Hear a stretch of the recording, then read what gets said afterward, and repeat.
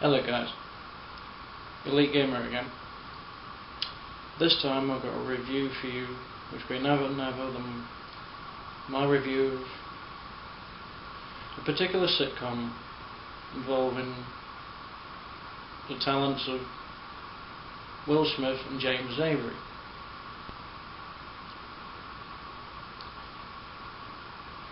So without any more messing around, because I know you've waited a long time for this review to get there,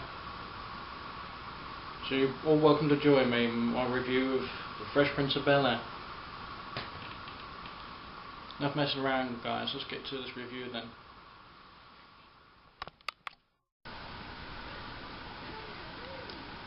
The Fresh Prince of Bel-Air was quite an engaging sitcom and series for its time, around pretty much the turn in the 90s and so on. It was a story and sitcom of a very young Will Smith who was sent to from Philadelphia to Los Angeles, into not just that, but to a Bel Air mansion where his Uncle Phil and Vivian lived. But to the naked eye you'd think, well, they just got their nephew to worry about. But believe me when I say that when Will Smith comes to live with Uncle Phil and Vivian, to say the least, it gives the Banks family more trouble than most people could think they could stand in one lifetime. And for the duration of this series, it actually go on to be quite literally the accumulated form in Uncle Phil's side. Another thing that made this quite an intriguing comedy and sitcom was the accumulated personalities of the established characters. So first off, we have Will Smith. You know, he's basically the new resident of the Banks mansion, residence, home, whatever you like to call it. There's times when trouble finds him because he's a bit too jovial to some extent for his own good, which isn't always a bad thing. But then there's times when certain things can lead him into trouble, and on a scale of 1 to 10, he probably ends up getting into a lot more trouble than any of Philip or Vivian's kids, and that says quite a lot for the first integral character of this series. But aside from that, I mean, his heart's in the right place, and he'd never say or do anything entirely on purpose or any other way, or knowingly, to actually hurt Philip or Vivian or any of the people he's living with intentionally. So yeah, that's Will done. Now on to the next character. Next we have Carlton Banks. He's the cousin of Will, Philip's son as well. But the thing, as well as Vivian's son. But the thing is with Carlton, I find like Carlton's character very sort of a very typically played character.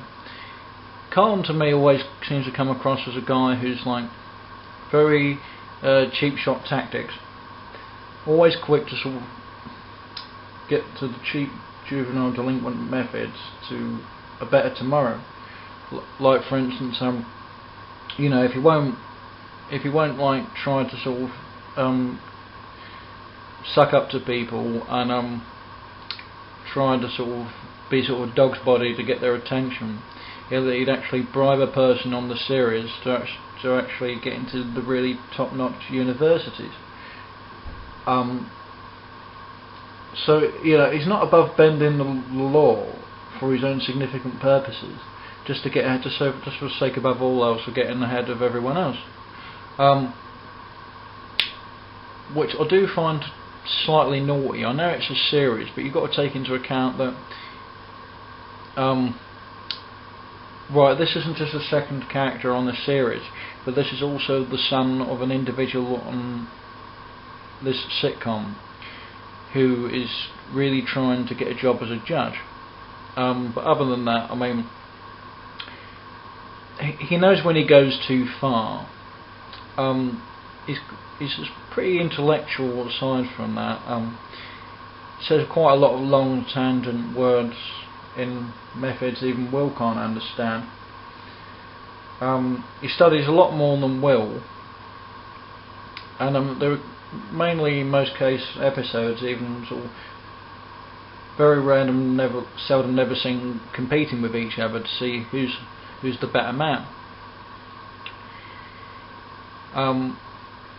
So yeah, I mean, there's probably, they're quite competitive individuals aside from that, and believe me when I say, aside from that, when these two get together in one room, it's very seldom a dull moment,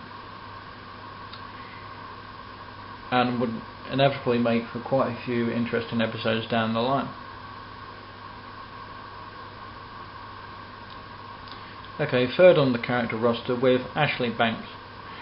Now she's practically the youngest offspring of Philip and Vivian Banks, but the thing is with Ashley, well before Will comes to live with them, you know, she's so smitten by Philip's rules that you know, she'll basically do whatever her father says. Seemingly, yet with Philip being totally seemingly oblivious, that he's so busy trying to, you know, basically verbally force upon to his daughter what he wants her to be, when the sad truth, he's never really asked her what she wants herself to be. That actually came into premise in quite an interesting episode on the second episode of the first series, where you know, she's taken up a particular musical lesson, violins, that's it, and Will basically gets her to try something new due to the fact that Ashley admits to him on the quiet that she doesn't like doing violin. So she ends up doing the drums. Philip's basically furious that she's given it up, and but then to some extent there's not really a lot Phil can do. He can rant and rave, but at the very least he has no choice but to not totally back down, but slightly realise that the fact is that his daughter wants to do something else in life as opposed to what her father thought she wanted to do. There's some truth in that remark even in a sitcom based capacity, because I mean, most born offspring, whether they be boy or girl, man or woman, will mature to any conceivable age at certain gradual periods in time, and they won't always want to do the things we want to do. They won't always like the music we like, or the films we like, or any other sitcoms, or maybe even want to do the jobs we want them to do. You know, it's entirely up to them, and I think that was quite a character arc for Ashley and everyone else to go through in that particular episode.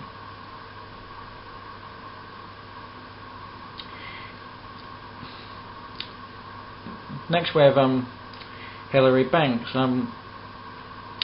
Hilary's virtually the tactical snob of the sitcom division series. When it comes to Hilary, she's more bothered about the price of a hat, or how much money she can sort of skimp off her dad's credit card or whatever, before she'll be bothered to worry about her two parents, blooming Philip and Vivian. I know it's only a show, but I mean the way the character acts, even on the sitcom, I know that's just for show, but it's just you know, this is every time I see like the way Ashley acts, it's just it's not the person that portrays her. It's just they play the character so well that it makes them virtually the equivalents of unlikable. As I say, she's a very materialistic girl, having little to no time for her family at all. So yeah, I mean, not really much left to say on Hillary. Just you know, not really a lot left to say on that at all. So on to the next one. Okay. Now we have Vivian Banks, who's portrayed by quite a multitude of actresses on the series.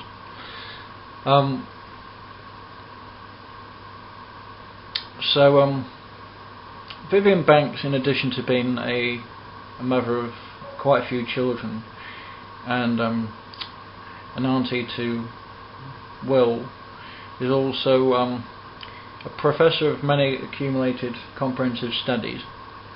And in one episode of the season, she actually takes a class on Black history. Why? Due to the fact that there was quite a lot of irritation, I guess, from Will's point of view, stating that you know, there seemed to be a lot of white you know, comprehensive textbooks and everything else on what white people did for us as a whole, as a people, but not a lot on what the black people did.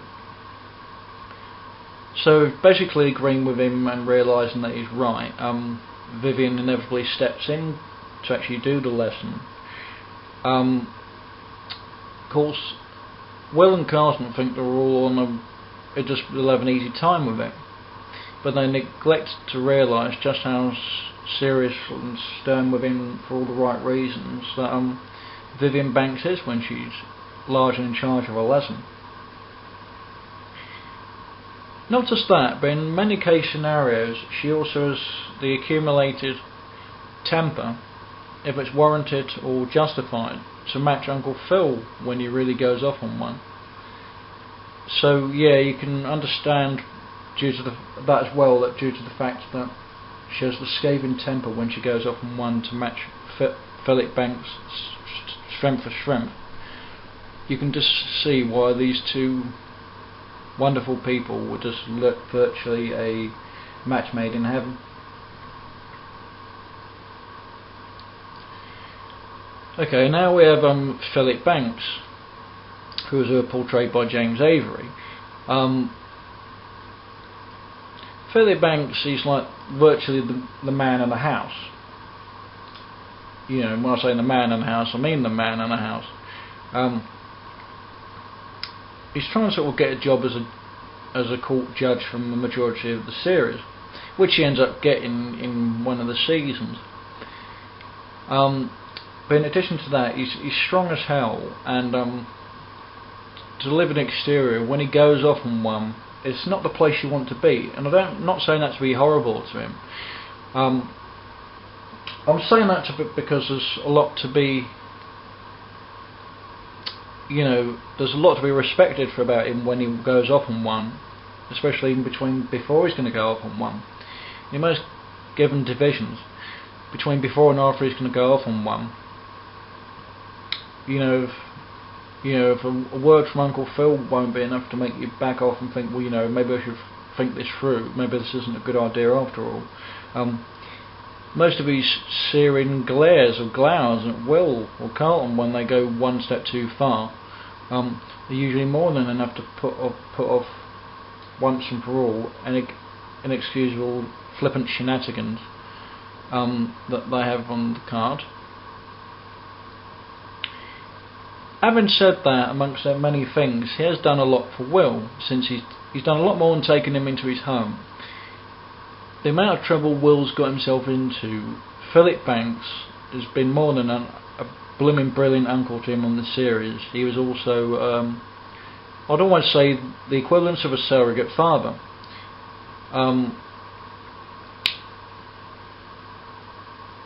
You know, there's times when they'd sort of differ with methods of going about things in terms of agreeing to disagree or just disagreeing on any other thing or another.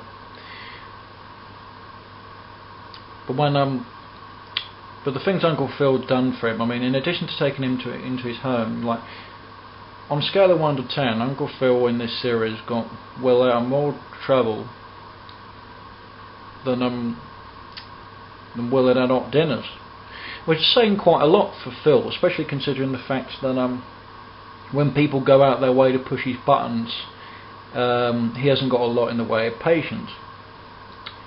And I'll show you a clip of that later on in a bit, just to give you an example of how quickly he could snap on this series. But yeah, I mean, but aside from that, I mean, yes, he may have a temper, but then, temper or not, he's got a heart of gold for the people he cares about, and you know, he's not just an uncle, but he's a full-time father in the series who has no fear whatsoever of protecting everyone in his household with everything he has. And you couldn't ask for a better uncle and father than that. And I should know, because I'm an uncle myself.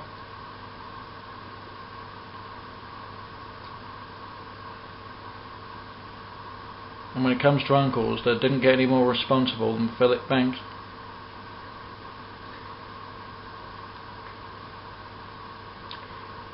Next up here we have Geoffrey, who's the butler for the Banks family.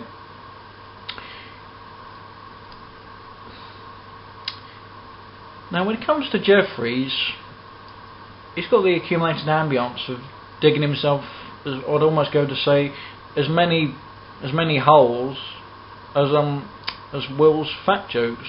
Because I mean, like for instance, at Phil's expense, like for instance, the amount of wisecracks Geoffrey makes at Will's expense, it's just blooming, just so funny, the things that he says to him. I mean, you know, just if he's not sort of poking fun at Phil's like girth of fat, when, you know, me, I'd rather be civil and say that if that was a real divisional situation, but obviously this is a sitcom, so you got to take that into account. But no, like Geoffrey, like I don't know, like put it this way, every time Geoffrey makes a wisecrack at Phil's expense, I don't feel like I can actually hear ice breaking and Philip will be under it when it breaks. I also feel something else in the room. When Geoffrey makes a remark and Phil gives him that knowing look that if it carries on much longer, we won't be here much longer in one way or another, you actually get the appraisal of the situation when it comes to Geoffrey's remarks at his expense. This is what it makes me feel. When Geoffrey makes a remark at his expense, I feel like Geoffrey's playing with a live hand grenade. And you know, you can just tell from the scathing look in Phil's eyes whenever Geoffrey says anything. He would really, really love to take his pent-up frustrations on him. There's one clip inevitably when he comes pretty close to doing that. It doesn't actually get overly physical with him, but it makes him think twice about that and probably the many other jibes he's come across and said at Phil's expense. So, but other than that, I mean, he's quite witty. He's not above sort of other things. Occasionally eavesdropping on certain divisional plans that Will and Co got in mind. Quoting from one of his particular remarks, a good butler hears nothing, sees nothing, and keeps certain remarks for his book. So to say the least, you know, Alfred you could trust. Geoffrey, a big no-no. You cross him, he'll cross you, and not in a good way. There's one episode as well when he basically implies that if he doesn't get a ticket to a particular show, he'll actually slash Uncle Phil's tyres. And you know, that's just, It takes a lot to make Uncle Phil sort of give in, and there was another episode I remember as well where Geoffrey actually basically quits his job because he thinks he's won the lottery due to the fact that he hasn't won the lottery. It was a particular joke set forth by Will and Carlton to pay him back for cheating them out of a bet. So yeah, it was the many integral things which went here, there and up in the air with this.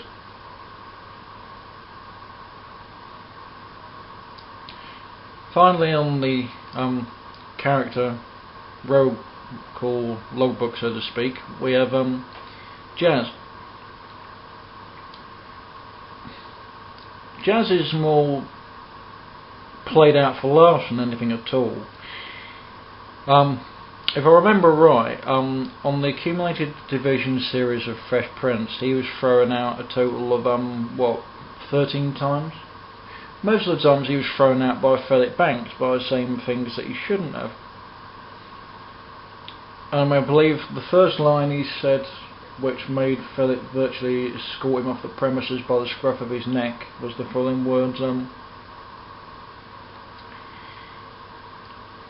I guess you eat here often. Yep. Bad thing to say to him, mate.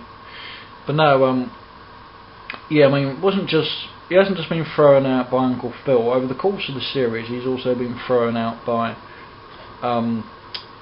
Hillary. Will's throwing him out probably once or twice. Blooming hell, even Geoffrey's thrown him out on a couple of occasions. So, to say the least, this poor boy's face has kissed the turf of the Banks' front garden at superhuman speed, from being either thrown out or kicked out their front door. Then most designated bouncers, heavies, or doormen you could name. Okay, so now that I've pretty much gone over all the accumulated characters in this series, I'm now going to play a few funny clips, and then I'm going to play a few serious clips before I go into the final part of the review. Feel it, Dilly. Now, lesson number 2 is shake your groove thing. If that's a groove, the Grand Canyon's a ditch.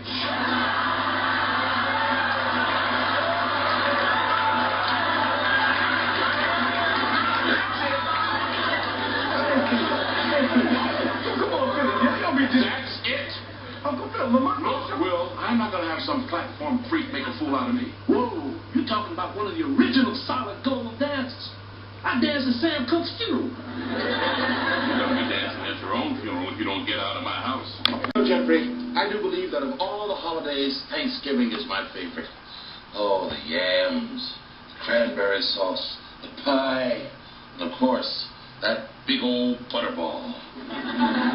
Well, you are what you eat. Did you just call me a big old butterball? Nothing gets past you, sir. You know, Jeffrey, if you're going to comment on my girth, you could at least put some thought into it. I beg your pardon, sir? Well, I mean, there are just so many more interesting ways to say it. I mean, you could be poetic. His corpulent flesh rolls around his bones like a thick chocolate pudding.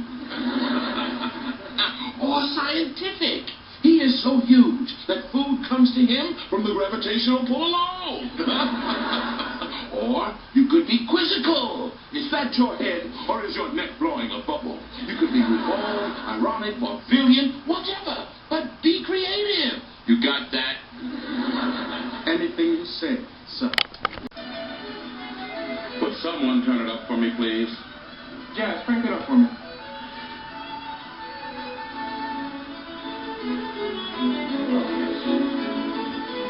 Oh, yes, listen now. Listen to the violins. Beautiful. The oboes will be coming next.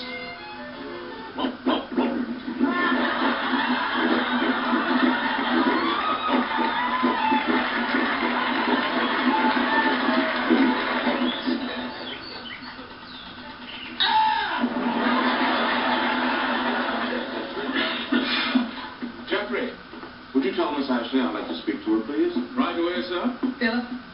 Philip, now I know you're upset, but I want you to stay calm. I'm calm. I'm happy. I'm in control. You see, Vivian, I have lost control. Lost control?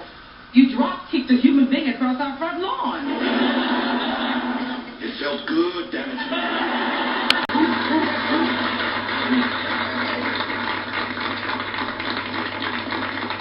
Thank you. Thank you. I grew up on the streets of Baltimore. But I was born on a farm in Yamapaugh, North Carolina. I was one of the lucky ones. I had two wonderful parents who worked hard every day of their lives. They couldn't give me a lot of material things. They gave me morals, courage, and most important of all, love. I just hope I can give the next generation what my parents gave me. You miss your father a lot, don't you, Pete? Somebody has to. What do you mean by that? I was standing right there. I saw you kiss her goodnight, and I was sitting in my daddy's place. You're the one who invited him to dinner. And I'm glad you did. Don't you feel anything for Daddy, anything at all? You really want to know how I feel? I'm telling you. I'm angry with you. Angry? Why, Mama? Because he promised he'd never leave me. Crazy as it may seem, I believe it.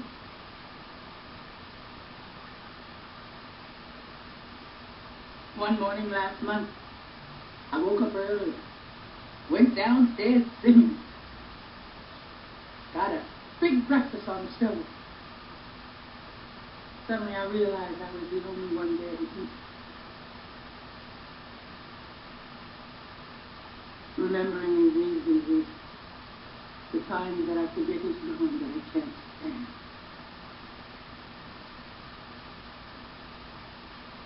I am so sorry. It's just that I lost Daddy, and when I saw you with Ed, I thought I was going to lose you too. You're not going to lose me, Pete. Of course, you may have to loan me out on occasion.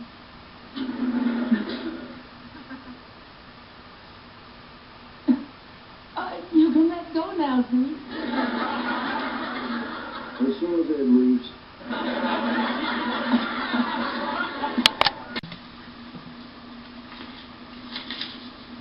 I can't take this, Uncle Phil. There's something I need to tell you. What is it? Those pills that Carlton took, they were from my locker. What? Look, Uncle Phil, I was just keeping them in case I needed them. How could you be so stupid? You know you shouldn't be messing with drugs. Look, I know, Uncle Phil. I mean, somebody gave them to me at school. I mean, I didn't mean for Carlton to take them. I didn't even know if I was going to take them. I'm sorry, Uncle Phil. Sorry? My son could have died because of you. Look, I know, Uncle Phil. That's all I've been thinking about. I mean, look, you got to believe me. I didn't mean to hurt him. Yeah, well, you did. You hurt him and you could have hurt yourself. I know, Uncle Phil. I mean, but look, I had basketball practice and school, and I was at work and everything. Oh, welcome to the real world, Will. That's not an excuse. It's never an excuse. You owe this family an apology. Vivian, kids! What's going on? Will has something to tell you. Well, Uncle Phil, only... Go ahead, Will.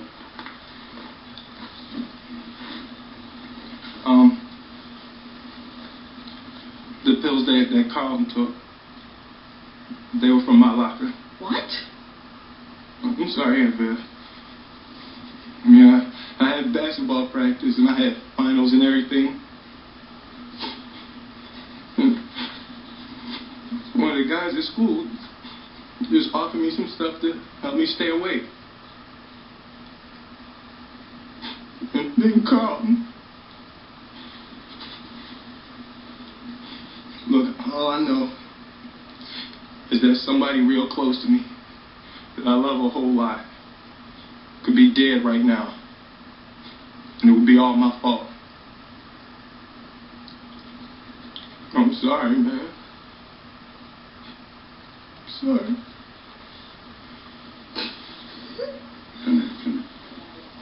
I'm sorry, man. It's okay.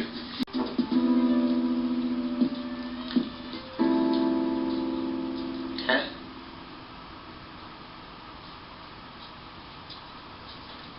You okay? Me? I'll be fine. I'll be out of this bed in no time. How about you?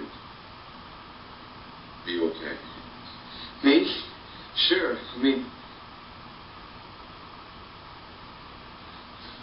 I should have come sooner, Dad, but I was scared. You're like Superman to me. Yeah. Cheesecake is my kryptonite, man.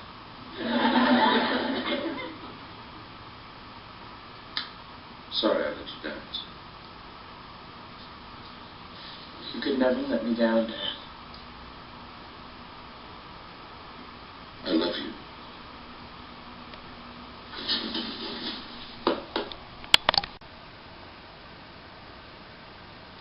Just before I wrap up this review of The Fresh Prince of Bel-Air, I'd just like to say a few words about the late great James Avery.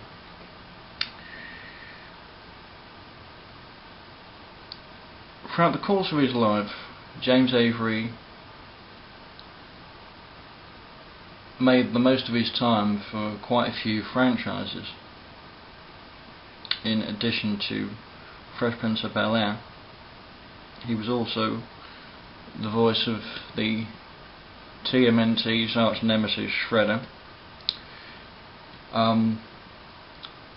He did the voice of War Machine on Iron Man for 2 significant episodes, and for the whole duration of The Fresh Prince of Bel-Air, he portrayed Uncle Phil, or Philip Banks, for the entire duration of the episode, for a total approximation of exactly 141 episodes, which is totally mind-blowing and just shows the accumulated dedication of this wonderful actor that I'm just sorry, in so many words, that we just tragically lost way too soon.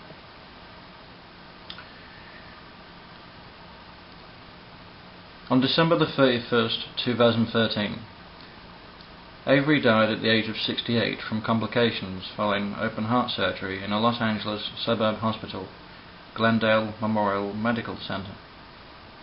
He is survived by his mother, Florence Avery, as well as his wife and stepson. Janet Huber, who was his original wife on Fresh Prince, said after his death, "Acting with James was like a great doubles match. He was one of the best actors I have worked with in my many years. He was like a big strong boulder that could either crush you or shield you. He was first and foremost an actor, classically trained, climbed that ladder step by step, role by role, to become one of the most powerful TV dads that had ever been created. My heart goes out to Barbara, his real wife and family, and I ask that you respect her place as his real wife with regards to her husband. We request for statements from me, who simply but proudly played his TV wife, Vivian Banks. Rest in peace, James. All the world is a stage, and we are all merely players in this production called life."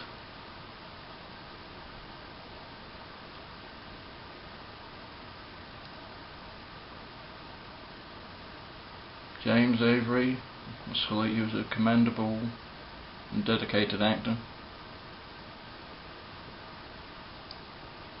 and a very great man.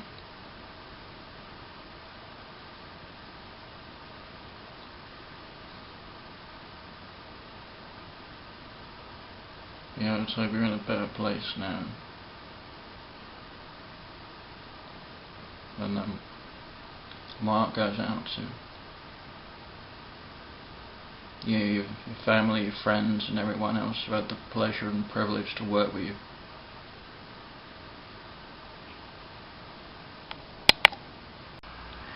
In conclusion, The Fresh Prince of Bel-Air was certainly a step in the right direction. And in regard and looking back between here and now and what made it great way back when, it had a lot to show for it, and it still does to this very day. You know, if it didn't have the fact that it was a family comedy going for it, it also had the fact that it was able to make the audience, both male and female alike, laugh out loud 1 minute and then have them cry their heart out the next. So you honestly never really knew what to expect for this series. You know, it was quite a phenomenon back then, and it still is now. It's certainly aged well, and I have no doubt, well before the end of my lifetime, this will certainly stand the test of time. And I have no doubt of that at all in my mind. You know, this was a great sitcom then, and it's a great sitcom now. And I metaphorically take my hat off to all the men and women that actually made to this program the accumulated success it was. So, on due consideration of my final thoughts on this review, I want to give Fresh Prince of Bel-Air a 10 out of 10. Well, that's it from me. Thanks for watching, guys. Thanks for listening, and goodbye.